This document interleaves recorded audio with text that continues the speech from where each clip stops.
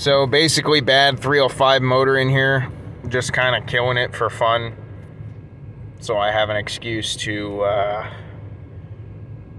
put a new motor in.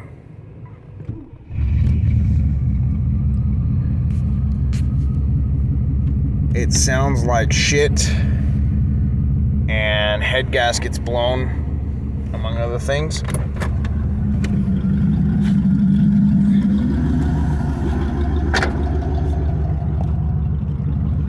Injectors are fucked up.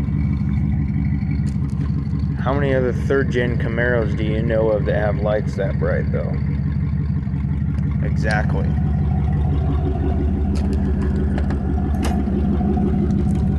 Even got really cool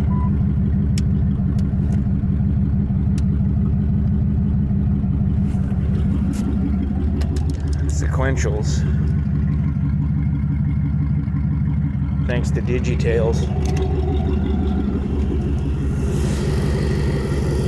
Up there looks cool.